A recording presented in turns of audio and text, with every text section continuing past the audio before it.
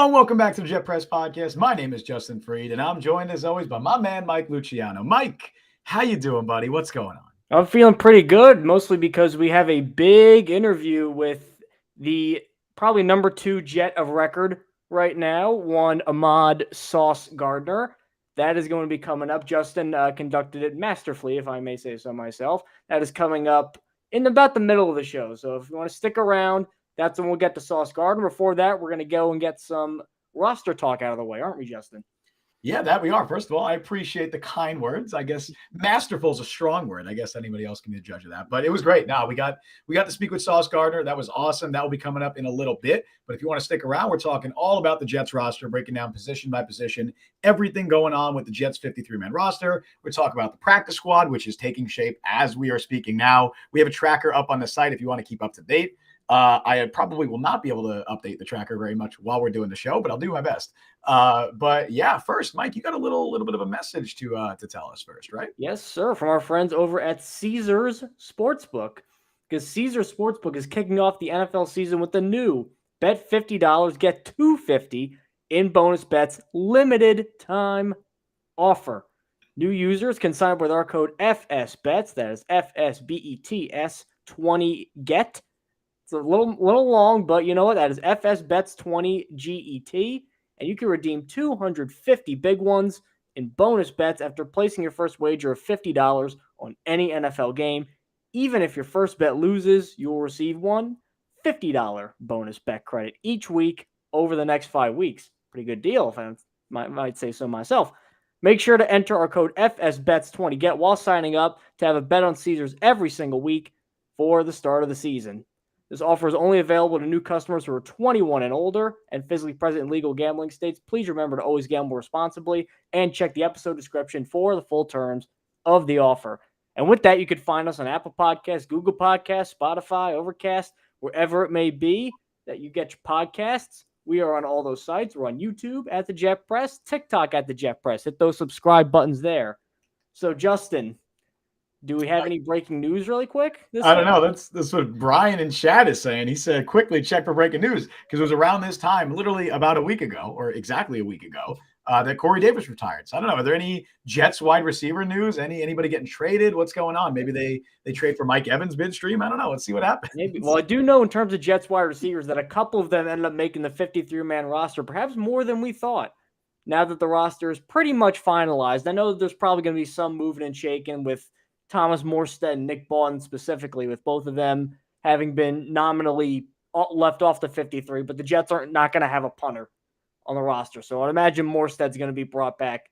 No maybe it's just a roster league technicality thing. No punting. Only you have to go for the fourth down. That's what we're doing from now on. Do you remember that college coach who never punted? Yes, that was like D3, right? No, that was like FCS. He got hired, and then the quarterback threw like 35 interceptions in 10 games because like it'd be 4th and 17 and he's throwing it deep. And I mean, it kills your stats.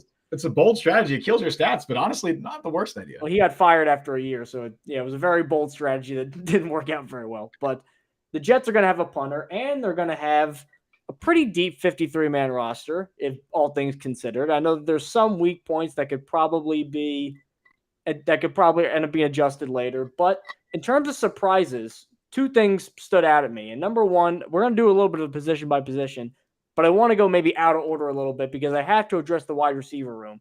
Because when we were talking about what was going to happen after the Corey Davis retirement, the consensus was going to be at minimum 5 receivers, probably more likely than not 6 receivers. And they end up with 7. We were discussing, who's it going to be? Is it going to be Irv Charles or Jason Brownlee or Xavier Gipson? And the Jets said, well, why not take all of them? So right now, all of them are on the roster. Like, I don't know if Irvin Charles will be the Morstead casualty or whatnot, but Jason Brownlee and Xavier Gipson and Irvin Charles all behind the nominal top 4 receivers that everybody knew was going to make it and were safe for a long time. I'm kind of surprised. I knew that we all liked Brownlee and his ability to kind of be a nice X receiver in the Corey Davis mold. I know Gipson had some weird moments as a returner, but he has really good speed and kind of a jittery elusiveness that I think will play well. Charles, again, it's another probably height, weight, speed guy. He's a big physical guy on the outside. He really surprised me, but it seems like Robert Saleh, who I think called him a wolf, a special teams wolf. I think that ended up probably sealing the deal here. Yeah, I think definitely the biggest takeaway, the most surprising takeaway is the Jets carrying 7 wide receivers. Of course, as we will note many times throughout this show, nothing is final. There's going to be more roster shuffling, as Mike already talked about with Thomas Morstead and Nick Bawden. They will be brought back. I explained it in like a good thread on Twitter if you want to check it out. But it's basically like the Jets are going to place a couple of guys on IR, and they can't do that until after, I think, 4 p.m. today is when they can start doing that. Otherwise, they would be out for the season. So once 4 p.m. happens, I imagine they'll, quickly be working on a deal to bring back Morstead and likely Bawden as well. Carter Warren is a candidate to go on IR. Anybody's guess who the other one is. It could be Kenny Yeboah, who did make the 53, but he did not practice yesterday. So maybe him.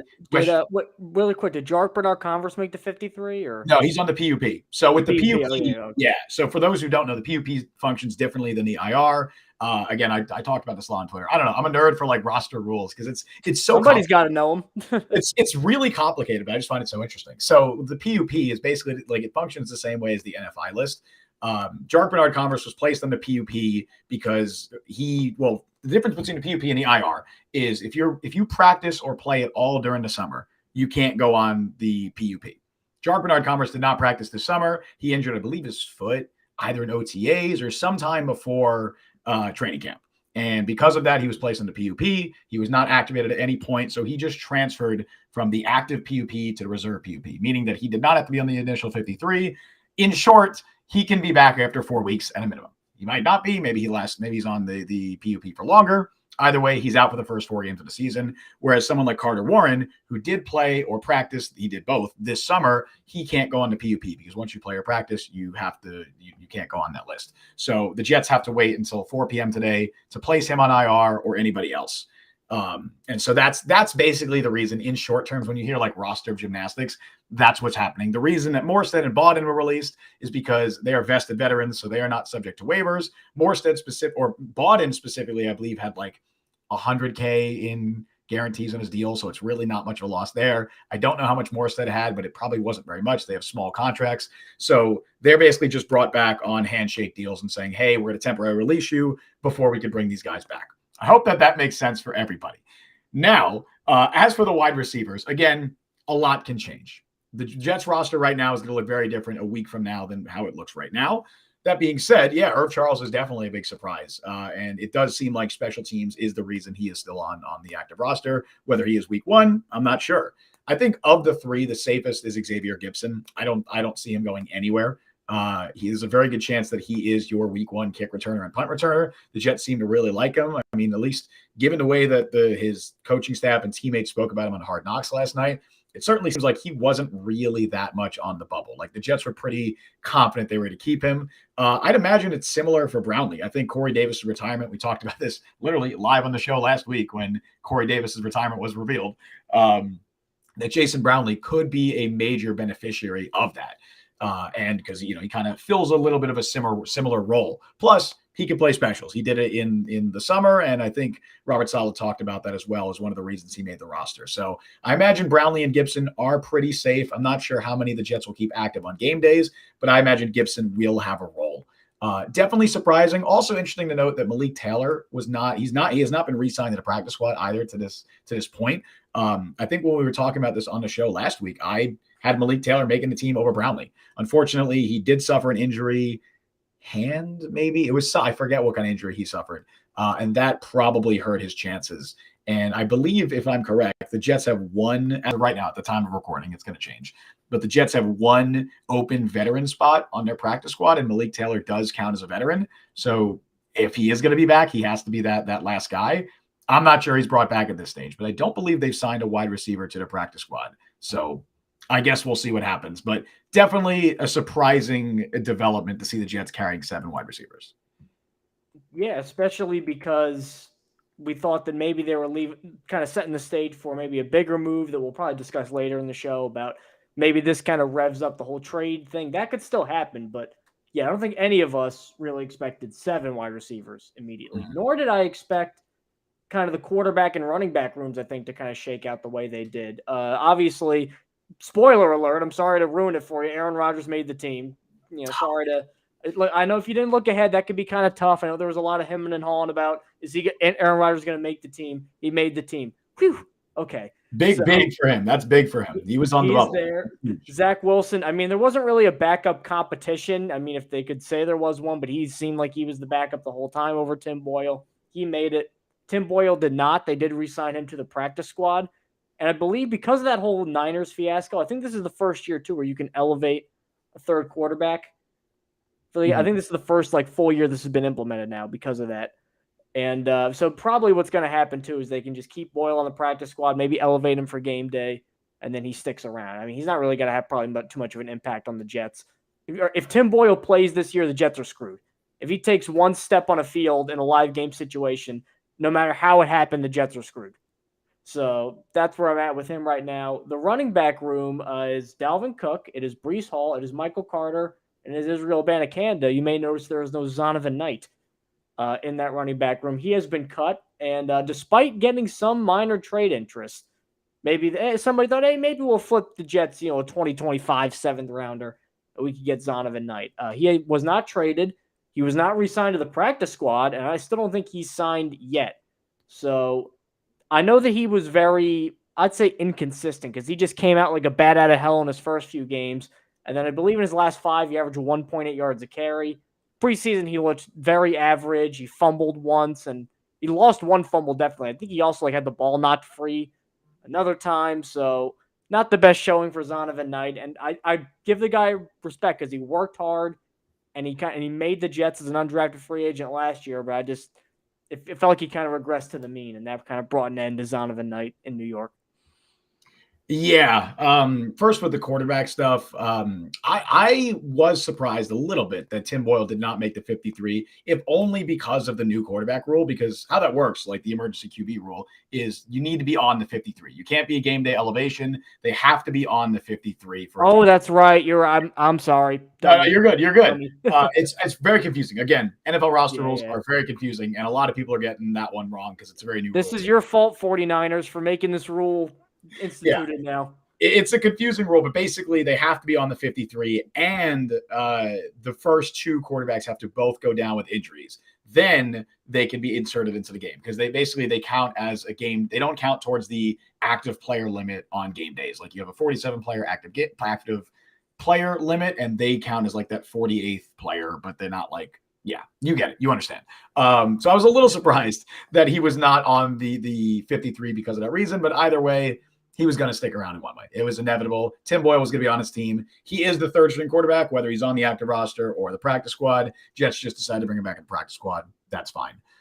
Running backs, I'm not too surprised with how it shaked out or how it shook out, really. The only question mark I had was if Izzy Abanikanda was going to be ready for week 1, and it sounds like he definitely is because he practiced yesterday, so that is great news. The Jets are, again, knock on wood, very healthy right now. Anything could change, but they are very healthy. We can confidently say, this, they were very healthy throughout training camp because training camp's over. That has already happened. The Jets had a very healthy training camp, and that is very positive. But Abanikanda is on the roster. He is not, I presume, not going on IR because he practiced yesterday. So really no surprises there. The only surprise really comes with the practice squad because Zonovan Knight was not claimed on waivers, as Mike was talking about. Neither was Travis Dye, but neither of those players were brought into the practice squad. Instead, the Jets signed, how did you pronounce it again, Mike? I believe it's Xavier Valade. Xavier Valade. Xavier Valade. I think when I watched him at Arizona State, I think the announcer did say Xavier. I wanted to say Xavier. That was what I wanted to say. But I'm going to literally try and look up the pronunciation. I think it might be Xavier now. I think the announcer got it wrong then. Maybe. I have no idea. But yeah, former Mr. Valade. We'll call him Mr. Valade. Former Wyoming running back, very fast player. I wonder if that's why the Jets are bringing him in because his calling card is his speed. He ran a 4.4 40-yard dash. So, this he also had 16 touchdowns his last year at Arizona State. So those for the goal line. Very productive player. And I imagine that maybe the Jets are looking to get a little more speed in their running back room. Obviously, it's a shame that Ty Johnson was cut this offseason. I believe the Bills just signed to their practice squad, I think. That was a give me the Jets playbook kind of signing. that you always say, like, Honestly, fair point. That's a fair point. But I imagine didn't the Dolphins do that with Luke Falk or something like that, where they signed him like right after the Jets cut him? Probably the Bills have also done. The Patriots have done that too. I forget Yeah. who the Patriots did it, but they've 100% done that. It's common practice. But yeah, that's I guess the only surprise with the running back room. There's still time for Zonovan Knight to be brought back. There's still time for Travis Dye. I imagine with Knight, he's weighing his options. I imagine he has multiple practice squad offers out there, and he's just deciding which one he wants more, which one he's going to, whatever's the best spot for him. But other than that, no real surprises. Dalvin Cook is back practicing, so that's great news for the Jets. He was healthy. Breece Hall's healthy. The entire running back room is healthy. So great news going into week 1. Another thing, let's just finish off the offense really quick. Looking at the tight end room, I felt like this was on the wall for a little bit, but they kept Kenny Yeboah over Zach Kuntz. Now, Kuntz has been brought back on the practice squad, and I'm just playing favorites maybe because I really liked him as a prospect so much because he was literally the most athletic tight end ever from a testing point of view. I'm like, this guy's got it. There's no way he cannot be good if you're a tight end and you run like that. But seems like the Jets never really – I don't want to say they didn't give him an opportunity. I just never heard much about Zach Kuntz. I never even saw like a beat writer like, oh, he made an amazing catch, which you saw for a couple of the other guys. So he'll percolate around the practice squad for a little bit, it looks like. Other than that, Conklin, Uzama, Ruckert, they're all back.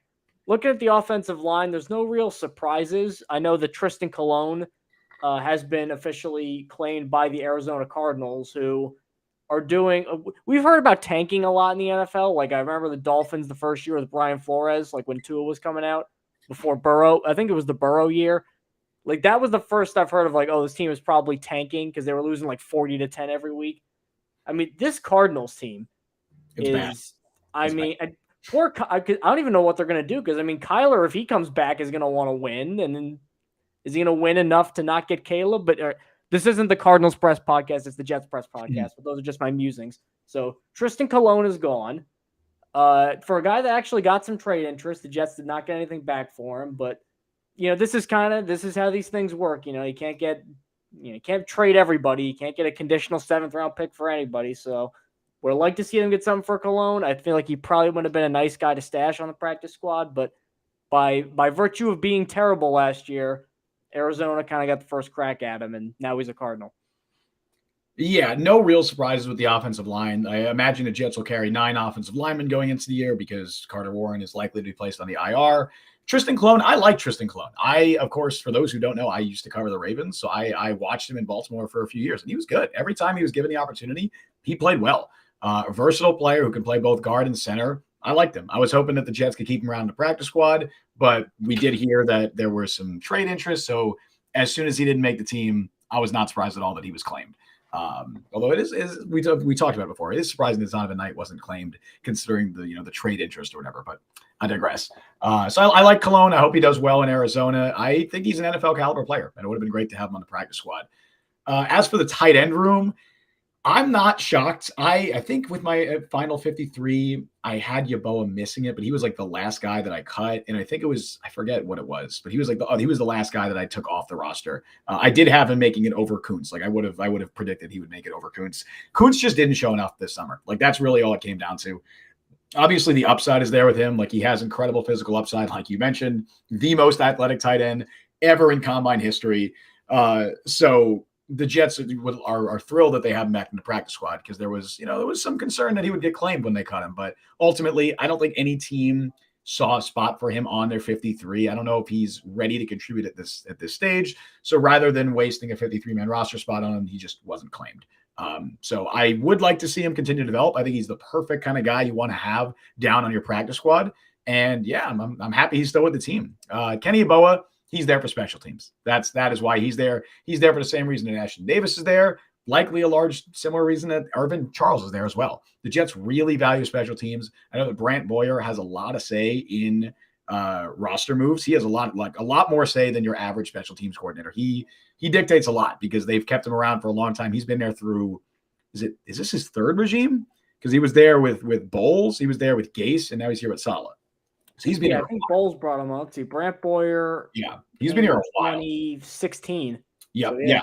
He's been here a long time. That is very rare for a coach to stay through 3 regimes. And it speaks to one, how highly he is regarded in the Jets organization, and two, how much, autonomy they've given him. They have given him some roster control.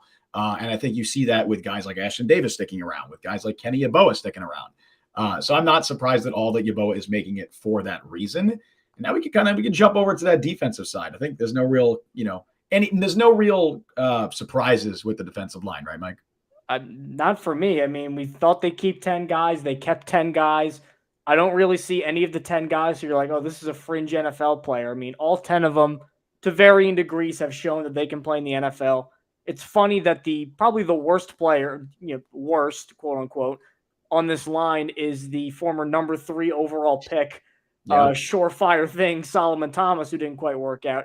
He's probably the nominal worst player. Yeah, and that shows you just how insanely deep this unit is this year. So it's going to be fun to watch them. Linebacker and corner mildly surprised me because I know Justin Hardy is nominally a corner, but I mean, he's primarily there for his special teams value.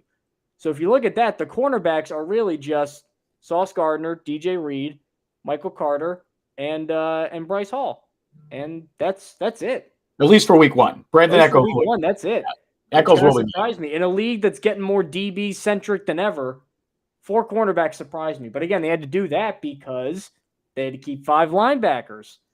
We were discussing rather, is it going to be, well, we thought Zaire Barnes was going to make it. He seemed like a pretty much a lock. So then it was going to be, are the Jets going to move pieces around to keep Chaz Surratt, who I thought played really well in the preseason. He's been a camp favorite, former number 3 pick, a former quarterback, so very good athlete. And they kept Chaz Surratt. I think a little surprisingly, but they kept him. Now, again, I don't think he's going to be starting 10 different games this year and be a huge impact piece of this Jets defense. But in terms of depth, not a bad signing, not a bad addition.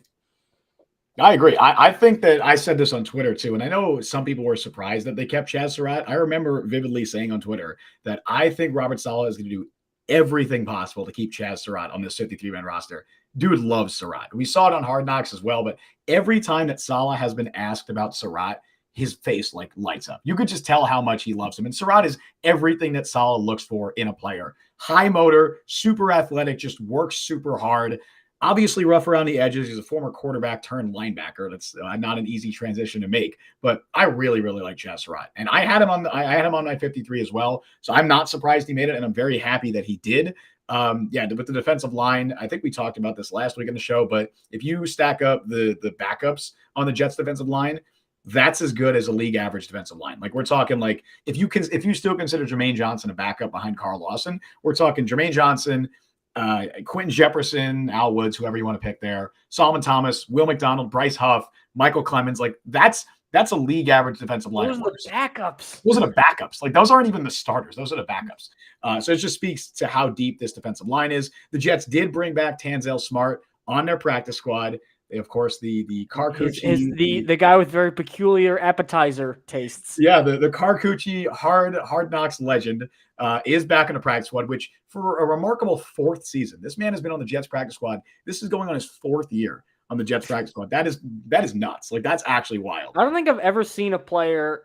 I've seen players be on practice squads for that long. I don't think about one guy on one team's practice squad for 4 years. I agree. And it's because like the fact that you can have veterans on the practice squad, that hasn't been a thing forever. So I don't know how you would do this research, but I'd love to know if there's a player out there who has been on one team's practice squad for 4 years. I remember in the old days, you couldn't be on it for more than like 3 years. I think it was 2. I think if you had more than 2 accrued seasons, you could not be on a practice squad. Now they of course allow 6 veterans on a practice squad, and the remaining 10 can have to have 2 or fewer accrued seasons. Tanzel Smart is one of those veterans that the Jets have on their practice squad, and I'm happy that he's there. I think he's an NFL caliber defensive lineman. He's just buried on the depth chart. As for the cornerback room, this is a position group I'd keep an eye on, because I would not be surprised if we see some changes here before week 1. Whether the Jets elevate someone from the practice squad or they sign somebody, I do think that they will have another cornerback on their roster for that Bills game. Do they keep Jimmy Moreland? He's on IR. He's on the year. Yeah, that was a shame, because Moreland I had on my 53. I think he outplayed Bryce Hall. this summer, and those who watch the show probably know I'm a big Bryce Hall fan. I think Jets fans or I have thought for a long time that Jets fans were too hard on Bryce Hall, but man, like his stock has fallen, dude. Like he's not it right now. He's not. And Jimmy Moreland outplayed him. Like he definitely outplayed him. He deserved that spot over Hall. He also has more special teams versatility. So, and we've seen Moreland be pretty good in Washington. Yes, he has NFL experience. And I think if he didn't get hurt in that last game, he hurt his hand. I forget what Malik Taylor had. It might have been a hamstring, but Moreland hurt his hand. And if he did not hurt his hand in that game, I think he's on the week 1 roster. Unfortunately, he is on IR. And since he was placed on IR before the season began or before the, today's deadline, he is officially out for the season, which is a shame.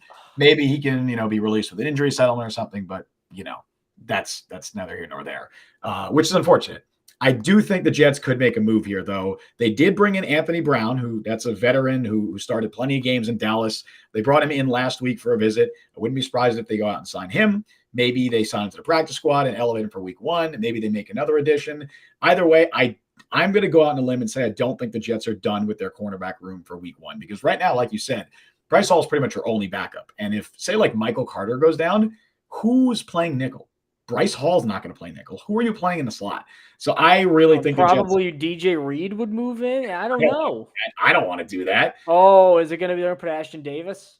No, I think they're gonna sign someone or elevate someone. I mean, in the middle of a game, if it happens, and you have to I don't think they're gonna put themselves in that position. I think they're gonna either Anthony Brown is someone who has experience in the nickel. He can play outside corner as well. At least on the practice squad, who they currently have, Craig James. That's the guy. Like that would be the guy I imagine. If they do not make any other additions, my guess is Craig James will be elevated for week 1.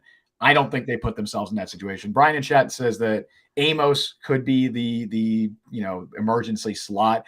Maybe. I really just don't think the Jets are going to put themselves in that position. At least I hope that they wouldn't, because I don't want to see Amos in the slot. I mean, they if they're forced to, possibly, maybe it'd be him. Maybe they'd put Tony Adams there and have Amos play some safety. I don't know what they would do, but I just hope they're not in that position. I think the Jets will make an addition to their cornerback room.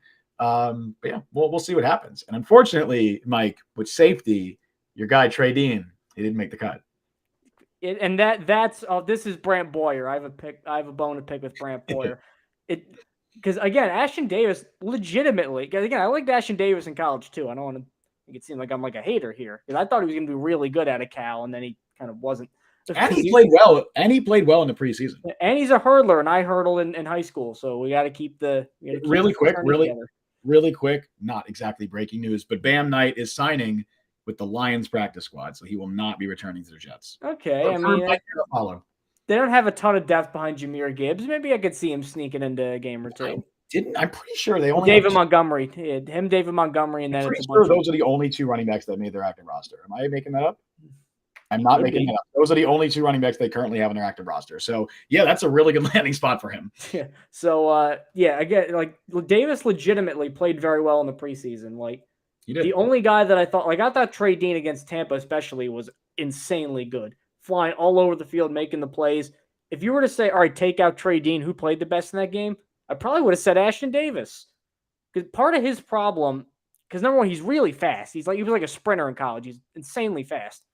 The problem was he just didn't seem. It always seemed like the gears were spinning in his head, and there was a lot of standing around and where do I go? If he knows where to go now, and he flies to the ball and hits you hard, could be a productive safety. But I think that this ultimately came down to special teams. I think he could be a terrific gunner. I think he'd be really good on kick coverage. And again, you know what? The Jets got Dean on the practice squad, so they obviously. I think that was one of the guys, almost like Jason Pinnock, where I think if they lost him, they would be kicking themselves about how the hell could we let Trey Dean get out of the building? So at least a small silver lining, he's still somewhat in the building. Yeah, I'm very, very happy that they got him back in the practice squad. I immediately had Jason Pinnock flashes when he was waived. I, for one, never really bought that Ashton Davis was going to get cut. Again, he's just a Brant Boyer favorite, and Brant Boyer has a lot of roster control. And again, say what you want about Ashton Davis, he does play well in specials, and he balled out in the preseason. So I think maybe he saved his roster spot. The only way I think the Jets would have cut him, or the only reason they would have, is because they could have saved, I think, like $2.7 million by cutting him, which is that's not nothing, but unfortunately, but they don't need that money anymore especially after Corey Davis' retirement. I don't think they were really going to go penny pinching for $2.7 million at this stage. So I'm not surprised that he made it. Honestly, I think Trey Dean was really competing with Chaz Surratt. I think that was the guy that they were like, one of these guys is getting a roster spot because they're probably going to go with a decent amount of free safety looks this year. And having a safety like Trey Dean or Adrian Amos down in the box is something we're probably going to see a lot, like kind of as that like de facto third linebacker, essentially. But I think Surratt's just one, he's a solid guy. Saleh loves him. Two, special teams. Like I think that's like the big reason again that a guy like Surratt made it, that a guy like Ashton Davis made it. This isn't to say that Trey Dean can't play specials. I think they just showed more. But I'm very happy the Jets did bring him back on the practice squad. And yeah, there's really nothing to talk about with the specialists, which is great. Like this is the most finally, whew. This is the most confident I've ever been about a Jet special team group because it's not just the kicker, it's not just the punter, it's the long snapper, it's all three of them. I'm incredibly confident in the Jet special team group and throw in Justin Hardy, throw in Brandon Eccles when he gets back. I don't like this because I'm just imagining Zerline missing 3 field goals and a 2-point loss to the Bills now after this. Who is he? Corey Vedvik. He's going to Corey Vedvik. He misses 5 points in a 1point loss. Zerline, he's been money all summer too. Like he looks locked in. Like I know exactly. That's what makes it even more concerning. This is the ultimate jinx. I know that, but he looks locked in. Also, we're talking about Morstead. Technically, he's not on the roster at this stage, so you never know. Yeah, but he'll be back.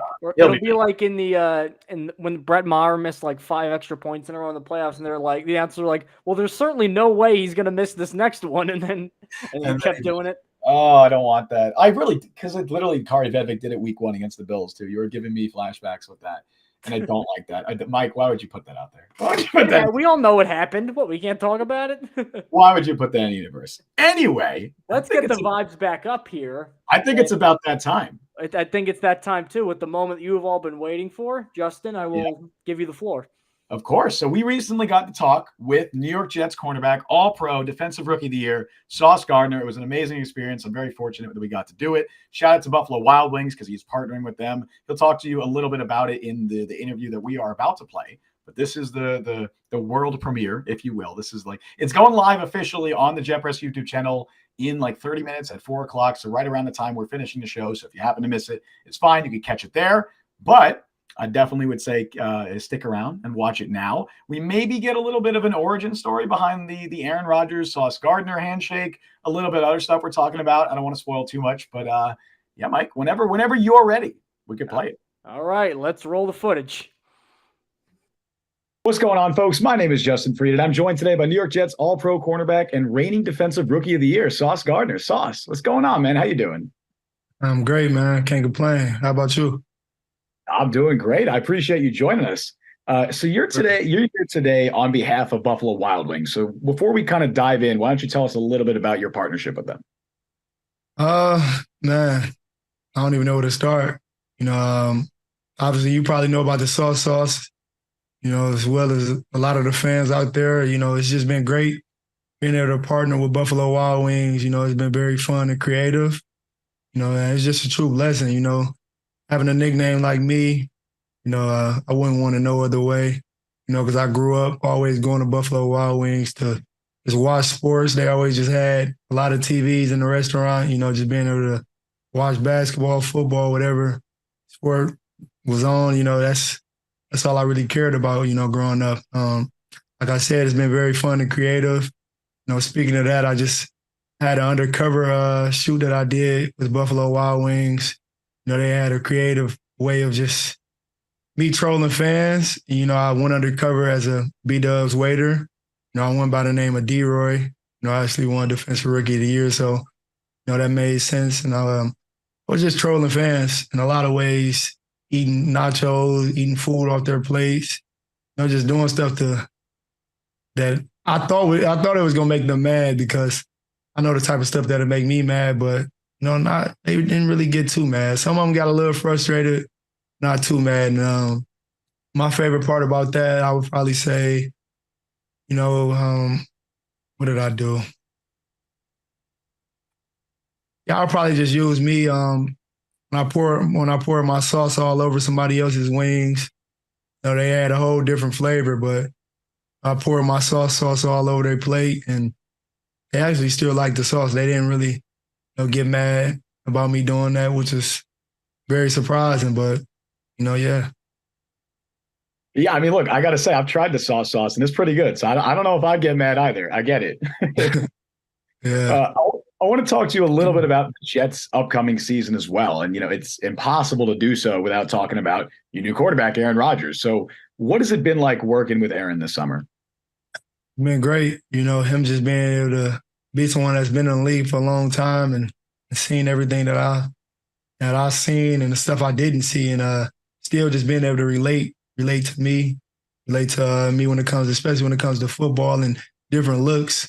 Giving me the tails that he have on me when it comes to me playing man versus zone, my body language, where my eyes are at. Little stuff like that. That plays a huge role in the disguise of our defense. So that's why it's been great just having somebody like him around, because it's certain things that I wish I could have known last year, to help make me a better player. I got defensive rookie of the year and all pro, but, knowing little stuff like that would allow me to make a lot more plays, because the way that Green Bay tried to attack me is the way that the rest of the teams tried to attack me. And I didn't know that last year, but after Aaron told me, I just looked back on how the games went, what percentage throws were thrown at me, what routes. Just being able to see that, I was like, hey, I wish I could have known that last year. I made a lot more plays. I mean, you still made plenty of plays, of course, defensive rookie of the year, but absolutely, man. Now, you and Aaron not only have a unique bond, but a unique handshake, right? You know the one I'm talking about, of course. What is the origin story behind that handshake? I don't really know. He came up with it. It's not nothing too serious, because it's not, you can't think too deep into it, because like I never smoked or drunk a day in my life. So, it's definitely not nothing on those lines, but it was just something having a little fun. You know what I mean? It's having a little fun. I can't even explain it. You have to ask Aaron something that I like, not just roll with it. He told me I think it was a soccer player, I think somebody hit a goal and actually did it with his teammates. So I got to text him and tell him to send me the video. And it's been great. I've been seeing college players, high school players tag me in it. Been good vibes, though. I think it's catching on. So you're saying basically he came up with it. Was he also the one that came up with the idea to like put it out on a teammate? And I guess also like, have there been any funny reactions to that when you've done that? I don't know. I don't know if he came up with, let me think. No, I think I came up with that. I think at the beginning, I don't think it was like that at the beginning. I think I came up with that. Yeah, but it's been great. It's been fun for sure. Definitely. And, we've all gotten to see that handshake and your relationship with Aaron featured on this year's season of Hard Knocks. What has it been like having the Hard Knocks crew following you guys around all summer? It's been great being able to just build that relationship with them, and they just, the way I think about it, they just recording the beginning process of a long journey. A long journey. It's gonna be hard. Nobody ever said it was gonna be easy. I'm just looking forward to it. You got people who think like that, and you got the people who think it could be a distraction. But I'm always gonna take the positive part, in everything. Definitely. I mean, hey, look, as a Jets fan, I'm looking forward to it as well. So I feel you. Yeah. Another moment that we saw on Hard Knocks this summer was your college graduation, which, of course, congratulations on that. What was it that made you decide to continue pursuing your degree even after entering the NFL? I'll say just knowing that I motivate the youth. A good parent is always going to tell their kids to finish school. My mom told me that, and I'm sure the youth, I'm sure their parents is telling them the same thing. So if I'm their idol and the one motivating them, I feel like I got to do it as well, because you don't want to have the kids going to their parents, hey, Sauce Gardner didn't finish school, so why do I got to do it? I wouldn't want me to be the reason why they don't finish school, because it's not always going to work out, when it comes to the NFL. So, yeah, that was the main thing, I'm also just knowing I made a promise to my mom to graduate. That was the promise that I made to her, for her to really support me going to declaring for the draft after 3 years because she wasn't for it at the beginning, but me just being able to meet her in the middle, that made it a lot easier for me. Yeah, I got it done pretty fast. Yeah, man, and that's awesome. And now you can be the reason that hopefully a lot of other kids follow in your, in your footsteps and graduate themselves, which is awesome. Now you've only played 1 year in the NFL, but you've still gone up against some really talented wide receivers. Who would you say, if you had to pick somebody, who would you say has been your toughest matchup so far? Can't pick nobody. Just can't. It's just hard. It's hard. I can't pick nobody. You'll probably have to ask me after a couple more years or something. I don't know. Because, like, when people be so quick to pick somebody, it's like, it's always subject to change, Somebody just might not be giving it their all one game. Somebody might be giving more of their all than somebody else. So it's always subject to change. That's fair. That's fair. Would you be able to give a few, maybe any names at all? If not, that's all right. But just any names. Yeah, Justin Jefferson was good. Tyreek was. Jalen Waddle, Stephon Diggs, Gabe Davis, T. Higgins, Jamar Chase, Amari Cooper, George Pickens, Deontay. See, it's like I'm gonna just be naming everybody. All of them they was pretty good. You know what I mean? Yeah. Yeah, I mean, they're in the NFL. They got to be great. Yeah, sure. Definitely, man. All right, that's all the time I got right now for you. So, Sauce, I really do appreciate you taking the time. I know you got a busy schedule, a jam-packed day, so I really do appreciate you joining us. Appreciate you. Of course. Best of luck this season, man. And hey, as a Jets fan, I can't wait to see you in that Super Bowl. Thank you, man. There you have it. That was Sauce Gardner. I don't think I need to tell you guys this, but Sauce is the man. He's obviously awesome. He's a great dude. Great talking with him. And yeah, look, I think I said it at the end. I'm looking forward to seeing him in the Super Bowl this year. That's all I got to say. just such a cool, like humble dude too. He really is. As a cornerback, you don't think that he could have gone to his head and been all sorts of man. Dude just loves working in football, man. Mm-hmm. What a guy. The whole thing about going back to school because he doesn't want to be the role model that people look to and say, oh, look, Sauce Gardner didn't finish school, so I don't have to do it either. Dude is awesome. He's one of the most down-to-earth athletes that I've ever spoken to. Just an incredible human being on and off the field. Obviously, one of the most talented players that I've ever watched play this sport, but just also an amazing person off the field. Cannot say enough great things about Sauce Gardner. And again, shout out Buffalo Wild Wings. I know Sauce talked about it a little bit in the interview. I believe the video itself is up on Buffalo Wild Wings YouTube channel. It's very funny if you haven't seen it. Sauce is undercover as a waiter. He's going by the name D-Roy, defensive rookie of the year, of course. And yeah, the part where he just kind of pours sauce all over the plate of one of the people is very funny. And if you haven't tried that sauce, it is very good. It's like a smoky, but it's like it's got spice in it, but it's not spicy. Yeah. So it's like a spicier, smoky barbecue. It's very good. I had it last year because why not? I found myself in Buffalo Wild Wings. I'm like I feel like I have to do this. So yeah, shout out the Sauce, shout out the Buffalo Wild Wings for that, and shout out to the Desert Heat Dry Rub, which is one of the best chicken inventions this side of the Mississippi. I'll have to try it, I guess. Sure. But yeah, I also got to try Nick Mangold because Nick Mangold's got like a line of like barbecue sauce out and. Nice. I can't find him anywhere near me, but if some kind listener wants to mail me a bunch of bottles of barbecue sauce, we would happily do a taste test for our buddy Nick Mangold. So for sure, as a cheap plug, I interviewed Nick Mangold like a few years ago. It's somewhere up on the Jet Press. You can probably find it. Not video. We didn't have a YouTube then, unfortunately, but there's probably an article out there you can find somewhere. But yeah, if you missed any of that, it is going up live on our YouTube channel at 4 p.m. Eastern time today, so you can check it out there. Before we get into our last segment, Mike, I do have a little bit of a special message from our friends over at Caesar Sportsbook. Now. I do. Caesar Sportsbook is kicking off the NFL season with a new bet $50, get $250 in bonus bets limited time offer. New users can sign up with our code FSBETS20GET and redeem $250 in bonus bets after placing your first wager of $50 on any NFL game. Even if your first bet loses, you will receive one $50 bonus bet credit each week over the next 5 weeks. Make sure to enter our code FSBETS20GET while signing up to have a bet on Caesars every week for the start of the season. That's code FSBETS20GET. That's FSBETS20 G-E-T. I know it's a mouthful. It's a lot. If you're watching live, I believe it's on the screen as well. If not, you heard me say it a couple times.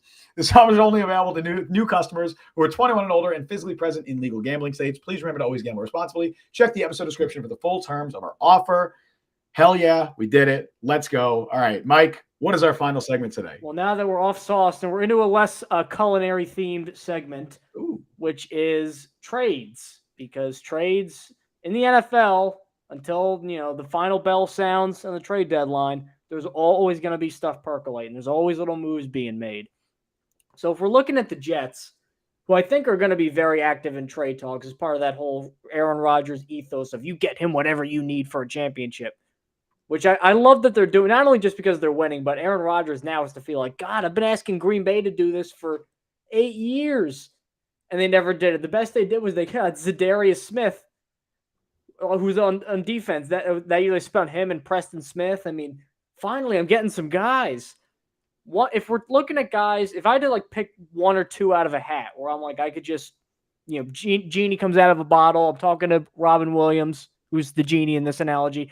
I'm like, all right, Genie Robin Williams, can you grant one of these wishes? I have two guys immediately at the top, completely different stylistically and physically, which shows you how great the NFL is, that both these two guys can be so great together. One of them being Mike Evans. Mike Evans, who I know everybody brings up the 1,000-yard streak, and people kind of make fun of it because there's a couple years where he has 1,002 yards or 1,015 yards, but that consistency through all, because remember, before Brady, it was Jameis Winston, it was Mike Glennon, it was guys getting hurt. He didn't always have great quarterback play, and he's always produced. He's always been a red zone threat. He's performed in the postseason. He's a champion. And who better to be an X receiver now that Corey Davis is gone than a guy who's 6'5", 230 pounds, runs like a gazelle, is still strong. If he gets a full head of steam for yards after catch, I mean, good luck bringing him down if you're a 5'11", 190-pound cornerback. And Tampa used him like that, I think. I don't think they used him as much when Brady got there, but I remember under Arians, that's when they were really letting him do that. And the results are pretty spectacular. So Evans, I think, could be had maybe later in the year, because I think there's some part of Tampa that wants to be like, all right, let's roll with Baker Mayfield in this weak-ass division. Maybe we can get a weird 6-game run where we go 4-2, and who knows what'll happen. If that doesn't happen and the deadline comes around, might need to start looking at Mike Evans a little bit. The other one being Darnell Mooney, who was recently put on the market by the Chicago Bears. A little bit surprisingly, but it's kind of weird looking at Mooney because he was a 1,000-yard receiver during Justin Fields' rookie year.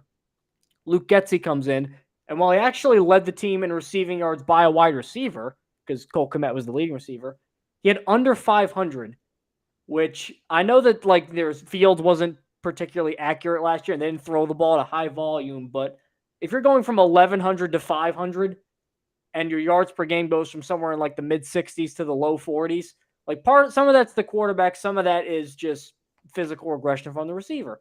And Mooney's 5'10", he's on a good day soaking wet with 10 pounds of sand in his pants. He's probably 175 pounds. So I don't know if maybe just the physicality got to him that year. I don't know. But if he thrives, super fast, super quick at the line of scrimmage, good hands. For a guy as small as he is, he has made all sorts of tough contested catches. He's a guy where I think the Jets can not only acquire him, and he could be a real difference maker. I think he's kind of in that Lazard tier of receiver. I think if they get him, they would also probably wouldn't have to give up a top pick. I know the Bears stupidly gave up the number 32 overall pick for Chase Claypool. I think the marker was a little bit inflated at that time. You could probably get Mooney for I don't know, maybe a third and a fifth or something like that. Maybe a fourth, maybe 2 fours. I don't think that's outrageous for Darnell Mooney. Yeah, the Darnell Mooney trade rumors are weird to me, right? Because look, if I'm the Chicago Bears, I don't want to trade Darnell Mooney. I don't know why you would want to trade Darnell Mooney. You're trying to develop a young quarterback in Justin Fields. I think he's your second best skill position player. You have DJ Moore now, but other than that, I mean, who else are we talking about? Cole Kmet, Khalil Herbert, who are we talking about in terms? They must love Tyler Scott. I mean, I love Tyler Scott pre-draft. Adam's a top 50 guy, but I mean, sure. But Darnell Mooney's a guy he's had 1,100 yards in a season 2 years ago, right? I know you talked about his down year in production last year, but also there wasn't a single receiver on that Bears team that had over 600 yards. So nobody was producing in that offense. I don't think that was really a fault of Darnell Mooney that much. Also, he missed like 5 games, so that also played a role in it. If Darnell Mooney is out there and he's actually on the trade market, that is someone I definitely would love to see the Jets get. I think he's better than Allen Lazard. I think he's a tier, not about a tier above him, but I think he's a better overall player than Allen Lazard. Did Allen Lazard like beat up an ex-girlfriend of yours or something? No. Like, Has Allen Lazard ever put up 1,100 yards in a season? No. Darnell Mooney has. Like, I think Darnell Mooney is definitely a better player than Allen Lazard. He's also younger. He's still in his rookie contract. I think he'd be a better player than Allen Lazard. I don't know. I would say he's a wide receiver too. I think Darnell Mooney is absolutely a wide receiver too. I would not say that is true for Allen Lazard. So I would absolutely love to go out and get Darnell Mooney if he is available. We can talk about Mike Evans a little bit too, because that is definitely one of the pipe dreams for the Jets. Like, that's not a move that they are going to make before week 1. If they go out and trade for Mike Evans, it'll likely be closer to the trade deadline. I think of all of the pipe dreams out there, if you throw in like Devontae Adams or whatever, Mike Evans makes the most sense because he's on the last year of his deal. Tampa is very likely not going to contend this year. I know that their division is not very strong, but look, they're starting Baker Mayfield at quarterback. And they have 15 rookies on the roster or something like that, half of them undrafted. I don't expect Tampa to be very good this year. So it's totally reasonable to assume that come the trade deadline, the Bucs might be looking to shed some players. I know Mike Evans loves Tampa Bay. He loves playing for the Bucs. I don't know if he wants to get out of there necessarily. I think he would be fine sticking around. Maybe they extend him, they restructure it, whatever. He just Larry Fitzgerald's it and sticks around forever. I could see that happening. I could totally see him doing that. But if he wants to play for a contender, if he wants to catch passes from Aaron Rodgers, I'm sure the Jets would not hesitate to make an offer there. It reminds me of, or would, and if it hypothetically happens, like when the Rams got Odell Beckham, the year they won the Super. I feel like that's the kind of impact level they would be looking for. And you know what? It worked for the Rams. Yeah, it did. And I think Mike Evans makes sense to me. The other pipe dream, of course, is Devontae Adams. Adams, I think, is a lot less likely to be traded than Mike Evans. That being said, if he's traded at all, I think it's to the New York Jets. I don't think there's another team out there that Devontae Adams is going to be traded to. Again, it would take the Raiders having a pretty bad start to the season. Like, they would have to have a disastrous start, which, hey, man, it's the Raiders. They downgraded a quarterback. They got Jimmy G at QB now. It could totally happen. I could totally see the Raiders starting off like 1-5, and come the trade deadline, maybe Devontae Adams wants out. Maybe he wants to go play football with Aaron Rodgers again. I can see it happening. He shoves another cameraman and he has to evade charges. Right. Financially, it's a lot harder to trade for him than it is Mike Evans. They can make it work. The Jets have a ton of financial flexibility thanks to Aaron Rodgers, thanks to Corey Davis' retirement. They absolutely can make it work, but it is a lot trickier to organize and arrange a Devontae Adams trade than Mike Evans, considering Evans is entering the last year of his deal. That being said, again, if Adams is traded at all, I think it would be to the New York Jets. So those are like the pipe dreams. I'll throw out another name for you, another wide receiver who I've talked about on Twitter a little bit, Michael Gallup. I think Michael Gallup makes a ton of sense as a replacement essentially for Corey Davis. Now, he has not been the same player since his injury. I mean, I don't have his stats pulled up yet. I should have done that. But he's had a couple of seasons in a row. Yeah, he has not had 500 yards in the season since 2020. Obviously, part of that was him being injured. And I think it makes sense that Dallas could look to move him. Now, his contract is a little annoying. I don't like his contract that he's on. A little annoying. You got the patience of Mother Teresa over there for calling that a minor annoyance. Well, this year's cap hit is not very big, but it does rise to around 14 and then 16 million over the next couple of years. Oh, I imagine the Jets could try and rearrange or restructure some of that, have Dallas eat some of that money. It could happen. I don't know how motivated the Cowboys would be to move him, but I do know that they just went out and they brought in Brandon Cooks. So he's already behind CeeDee Lamb. He's behind Brandon Cooks in the pecking order. I don't know what that offense is going to look like, but I imagine Michael Gallup is not going to have a super large role. They also have a couple of younger receivers on their roster as well. I think they would like to get playing time. Mike McCarthy also said after he stupidly let Kellen Moore go, was like, we're going to get back to the basics and run the ball more. So they said that Jalen Tolbert, that's the guy I was thinking of. Jalen Tolbert had a really strong summer for them, and I think they would like to give him a larger role. And if that's the case, maybe they're motivated to move Gallup, especially if he's not contributing a ton. Again, he has not been the same player since his injury. So if you're expecting 2019 Michael Gallup when he also had 1,100 yards, I wouldn't be expecting that right now. But I do think that he would be a solid addition to a wide receiver room that right now has Randall Cobb as your wide receiver 3. So I've been very vocal all offseason that I thought the Jets should have been more aggressive with their wide receiver room. Of course, it's now been amplified by Corey Davis's retirement. But, you got Allen Lazard as your wide receiver 2, and I don't think he's a wide receiver 2. Mecole Hardman is basically your 4 at this stage, and Cobb is your 3. If Garrett Wilson, knock on wood, were to go down with an injury, that is not a very good – that is a very, very bad wide receiver room. I do want to say that Brian pointed out in chat about Michael Gallup's cap hit. He said Gallup's 2024 cap hit to an acquiring team would be under $10 million. So there you go. They can absolutely make it work. Yeah, I should have looked more at the details of the contract. I think I did when I first talked about it on Twitter, but I'm honestly forgetting now. But it's definitely something that they could consider. I would have loved Kendrick Bourne. Like, that was kind of my top pick. I think he's a really underrated receiver. Also, of course, has experience with Robert Saleh dating back to their San Francisco days. It just doesn't seem like the Patriots have any desire to move him. And if they do move him, I don't think it's going to be to the Jets. But I would love, in a pipe dream scenario, not like pipe dream like Devontae Adams level, but in a more realistic pipe dream, I would love Kendrick Bourne on the Jets. Yeah, I mean, Belichick's not trading anything of. I mean, the most we've ever gotten was, I'm old and I'm about to. I mean, rest in peace. I'm old and I'm about to retire. Demaryius Thomas.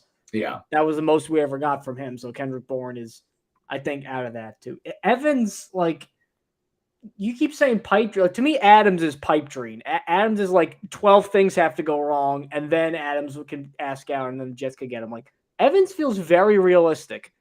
Like, I know he likes Tampa, but like, also be Mike Evans. You were just playing with Tom Brady for 3 years, and you went, Super Bowl, close to it, win the division in 3 years. And now it's Baker Mayfield and Kyle Trask, and then you're probably going to get maybe Drake May. So you got to deal with a rookie, and then that comes out. Like, is that how you want to spend your 30s as a receiver? Or you want to spend it with Aaron Rodgers? You can like Tampa all you want, but I mean. Yeah. That's like, it all just depends on how much he wants to stay in Tampa. Like, from what I've seen and heard, I think he really likes the Bucs, and he would be motivated to stay there. But if the Bucs aren't motivated to keep him around, and if maybe he dreams of greener pastures and potentially contending, I don't know. I mean, he has his ring. Like, that's the thing. He has his ring already. So it's not like a Dalvin Cook situation where he's like, I want to win a Super Bowl. I want a ring. He does already have that under his belt. So I don't know. You can always want more. Of course you do. I don't know what his motivations are. That's kind of why I still say it's a pipe dream, but yeah, we'll see, man. I think it's more realistic than Adams. I agree with you there. Right. So with that, we're going to call time on this episode of the Jet Press. Thank you guys for tuning in, however you may have tuned in. Thanks to Sauce Gardner for stopping by for a nice little interview with Justin on behalf of Buffalo Wild Wings. So if you want to see more Jet Press content, you want to find our whole back catalog of episodes, we're on Apple Podcasts, Google Podcasts, Spotify, Overcast, wherever it may be that you get your podcasts. That's where we are. YouTube, the Jet Press, TikTok, the Jet Press. Both of them starting to pop off there a little bit. Make sure you subscribe. Take us home, Justin. Absolutely. I'll echo a lot of what you said. And of course, check out that Sauce Gardner interview that should go live pretty much right about now. We timed that out very well. So if you missed that earlier in the show, definitely check that out on our YouTube channel. And speaking of that, thank you all for joining us on the show today. You can follow Mike on Twitter at @ByMikeLuciano. You can follow me on Twitter at Justin T. Freed. Follow the Jet Press at the Jet Press. Download the Jet Press podcast wherever you get your podcasts. Also check us out on YouTube. Subscribe, hit that notification bell, TikTok, all that stuff. You guys know what to do. We stream live every Wednesday at 3 p.m. Eastern time. Thank you all for listening to the Jet Press podcast. I've been Justin Freed. That has been Mike Luciano. We also have That Was Sauce Gardner. We'll see you guys next time. See you folks next week.